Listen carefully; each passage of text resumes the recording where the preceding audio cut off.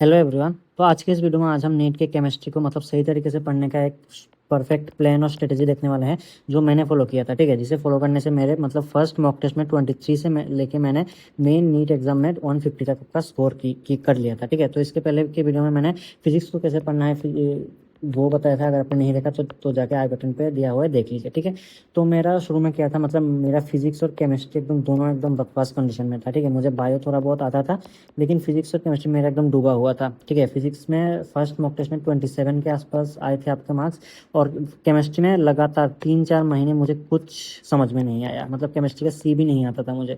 Even mole concept का भी मतलब मोलारिटी इनमें भी मतलब मेरा दिमाग खराब हो जाता था। ठीक है, तब 23 मार्क्स स्कोर किए थे। लेकिन मेन जो जब एग्जाम आया तो 150 तक मैंने स्कोर कर लिया था। तो इसको पढ़ने का अब मैंने कुछ स्टेप्स फॉलो किए थे।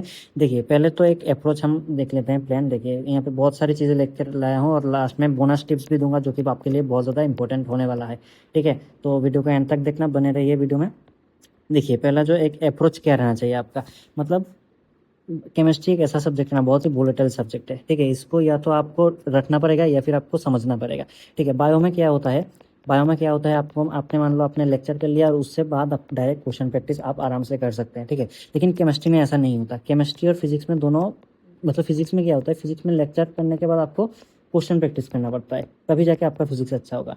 ठीक है, लेकिन केमिस्ट्री में आपको पढ़ना पड़ेगा कुछ चीज़ें, आप मतलब समझने के बिना आप सिर्फ पास करके आप मतलब कभी भी नहीं, मतलब ये सारे क्वेश्चन सॉल्व नहीं कर सकते। ठीक है, तो ये आपको ध्यान में रखना होगा कि आपको केमिस्ट्री में ज़्यादा टाइम आपका सेल्फ स्टडी में देना पड़ेगा। ये जो मैंने समझा इतने दिनों में, मतलब मेरे फिजिक्स भी खराब था, केमिस्ट्री भी खराब था, लेकिन केमिस्ट्री को ज़्यादा टाइम देना पड़ा तो तभी जाके इतना मार्क्स आया। ठीक है, तो देखिए, पहले तो मैं देखता हूँ कौन कौन से टीचर को मैंने फॉलो किए थे। देखिए, मैंने तो मेनली आपका 99% मैंने स्टेट के, मतलब मेरे सिटी के जो कोचिंग सेंटर है उसके सर से पढ़ा था, गौरव सर से।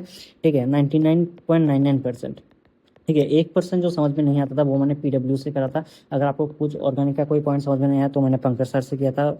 ये तीनों सारे अच्छे सब मतलब टीचर है। ठीक है, इनके मतलब ऑफलाइन कोचिंग में अच्छा से समझ में आता था, तो इनको इनको ही मैंने पूरा फोकस किया। ठीक है, बाकी उतना नहीं देखा, लेकिन मैंने, आप जो भी टीचर करो, मैंने अभी बताया कि आपको टीचर से ज़्यादा आपको सेल्फ स्टडी में देना है। तो हम आगे देखने वाले हैं कि आपको सेल्फ स्टडी कैसे करना है केमिस्ट्री के लिए। ठीक है, टीचर्स तो सिर्फ आपके एक्सपेरिमेंट, सारे टीचर्स अच्छे होते हैं। ठीक है, तो मैंने अगर आपको ऑर्गेनिक समझ में नहीं आया तो आप पंकज सर से कर सकते हैं। ठीक है, इनऑर्गेनिक अभी बहुत सारे आपके टीचर यूट्यूब पे फ्री में मिल जाएंगे। ठीक है, मेरा पीडब्ल्यू का सब्सक्रिप्शन था तो वहाँ से देख लेता। इनऑर्गेनिक मैंने मोहित सर से किया था और फिजिकल आपका अमित सर से किया था, जो समझ में नहीं आता था थोड़ा बहुत, लेकिन मेनली मैंने आपका मेरा गौरव सर से किया था। ठीक है, तो इनका चैनल का लिंक मैंने डिस्क्रिप्शन देख दिया, आप जाके देख सकते हो। बहुत अच्छे अच्छे एक्सपेरिमेंट्स वगैरह कराते हैं।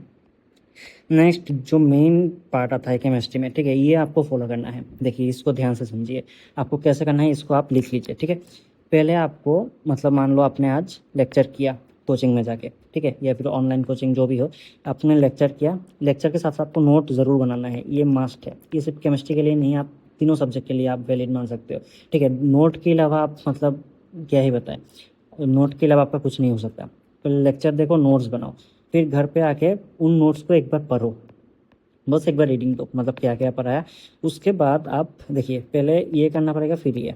ठीक है, पहले उसको एनसीईआरटी रीडिंग दो। देखिए, आपने मान लो आज सॉल्यूशन आपको करवाया, ठीक है, या फिर आपको इलेक्ट्रोकेमिस्ट्री करवाया, तो घर पे आके आपको इलेक्ट्रोकेमिस्ट्री का जो है वो एनसीईआरटी का आप एक बार रीडिंग दो।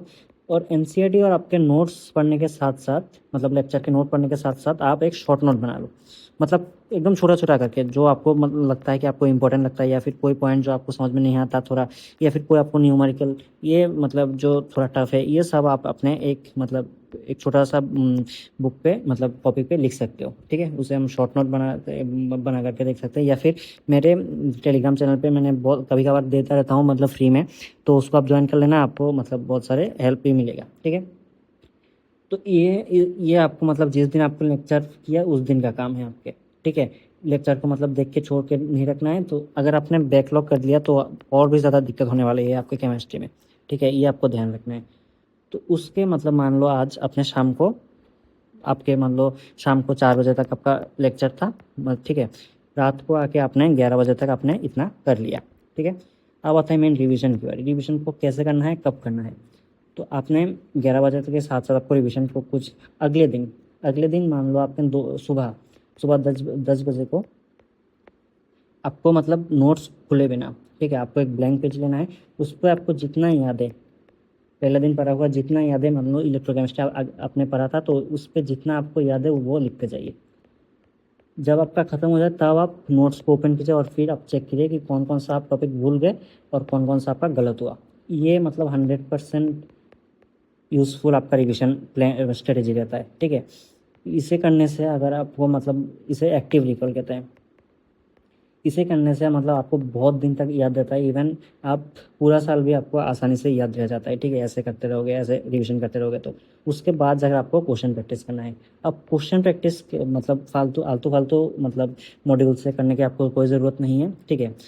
देखिए मॉड्यूल मैंने भी किया था, लेकिन सारे करने की ज़रूरत नहीं होता, ठीक है। मैंने एकदम स्पेसिफिक क्लास में हो गया था, तो कौन कौन से किए थे मैंने आपको बताता हूँ। देखिए पहले एनसीईआरटी के आपको 3 चीज़ें करना है। एनसीईआरटी के इन टेक्स्ट बहुत ज़्यादा इंपॉर्टेंट रहते हैं, एनसीईआरटी के इन टेक्स्ट क्वेश्चन, नेक्स्ट एनसीईआरटी के एक्सरसाइज में जो लेते हैं वो, और एनसीईआरटी का एग्जाम्पलर एक आपका बुक आता है, ठीक है। उस पर आप गूगल में उसको खरीदने की ज़रूरत नहीं है, आपको गूगल में आसानी से पीडीएफ मिल जाएगा।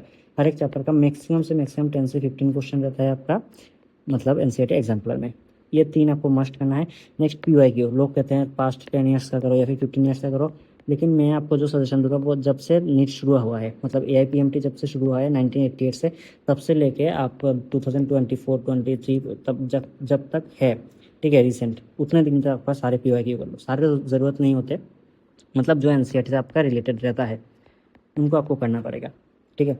और उसके बाद अगर आपको ज़्यादा प्रैक्टिस चाहिए तो एमटीजी फिंगरप्रिंट्स एक बहुत अच्छा बुक है, ठीक है। ये कोई पेड प्रमोशन नहीं है, मैंने खुद ये यूज़ किया था और लास्ट में मैंने किया था, ये आपको ऑप्शन है, मतलब लास्ट में मैंने ये सब सॉल्व कर लिया था। तो नीट के 1 महीने पहले मैंने जेईई मेन के पीवाईक्यू सॉल्व किए थे, तो मैंने नीट 2023 में दिया था, तो 21 और 22 और 23 ये 3 साल के मैंने जेईई मेन के पीवाईक्यू सॉल्व किए थे। ये आप ना करोगे तो भी चलेगा, अगर आपको टाइम टाइम रहता है तो आप कर लीजिए, ठीक है। तो ये आपका अगर आपने इतना अगर कर लिया तो आपका मान लो 90% हो गया केमिस्ट्री का, ठीक है। देखिए मैं ना, मेरे 150 मार्क्स आए थे, तो इसमें भी आपके 3-4 सिली मिस्टेक थे, ठीक है। मतलब मैंने जानबूझ के, मतलब मुझे आंसर आता था, सिली मिस्टेक को मतलब समझ या तो मैं गलती हो गया या फिर क्वेश्चन पढ़ने में गलती हो गई। एक्चुअल मेरे मेरे दो क्वेश्चन शायद मैंने गलत हुए थे असल में, ठीक है। तो छोड़िए उसको। देखिए अब बोनस टिप्स में आता है, ये जो सबसे ज़्यादा मायने रखता है। देखिए और ऑर्गेनिक में पहले जो आता है, जो गलती मैक्सिमम स्टूडेंट्स करते हैं वो है आपको जीओसी को छोड़ देते हैं, ठीक है। जीओसी और हाइड्रोकार्बन को अगर आपने छोड़ दिया तो आपका बाकी पूरा ऑर्गेनिक केमिस्ट्री एकदम मतलब फंस जाएगा, ठीक है। ये तो आपको मतलब सबसे पहले एकदम अच्छे से करना है, जीओसी और हाइड्रोकार्बन मतलब क्लास 11 का जो पार्ट है, ठीक है, ऑर्गेनिक का वो। नेक्स्ट एक आता है आप रिएक्शन, सिर्फ एनसीईआरटी के रिएक्शन आपको चाहिए, ठीक है। एनसीईआरटी के रिएक्शन आप एक जगह में लिख लीजिए सारे, ठीक है। एक जगह में मतलब जितने सारे रिएक्शंस है, नेम स्पेशली नेम रिएक्शन बहुत ज़्यादा पूछे जाते हैं, इनको एकदम रट लीजिए। अगर आपको कॉन्सेप्ट से याद रहता है तो अच्छी बात है, अगर आपको ना भी समझ में आता है तो आप रट लीजिए, आसानी से इनको रटा जाता है, ठीक है। यूट्यूब पे बहुत सारे आपके सीक्रेट शॉर्ट टिप्स अवेलेबल है, उसको देख के आप आसानी से कर सकते हो। नेक्स्ट इनऑर्गेनिक के लिए बेस्ट जो मैं मानता हूँ वो आपको है, आप मतलब A4 साइज पेज पे आप जो मतलब रहता है, जैसे मान लो आपका साइज़ का ऑर्डर, ठीक है, तो मतलब इस आपको लिख के एक पेज में आप दीवार पे चिपका दो।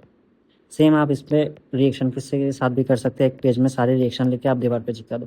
तो इस पर क्या होगा, अगर आप मतलब पढ़ने बैठते उठते टाइम जब आपका आँख जाता रहेगा तो आपको आसानी से वो याद होता रहेगा, ठीक है। ये मैंने देखा था, ठीक है। और फिजिकल के लिए सबसे ज़्यादा मायने रखता है आपका मतलब प्रैक्टिस, और प्रैक्टिस के लिए मतलब आपको फॉर्मूला जानना ज़रूरी है। फिजिकल का उतना लफड़ा नहीं होता, फिजिकल एकदम आसान आता है। आपको अगर फॉर्मूला आता है ठीक से, ठीक है, तो आपको फिजिकल आसानी से आ जाएगा, ठीक है। तो ये इस प्लान को अगर आपने ठीक से फॉलो कर लिया तो आपको मतलब केमिस्ट्री में कोई भी प्रॉब्लम नहीं होने वाला, ये मैं आपको लिख के दे सकता हूँ, ठीक है।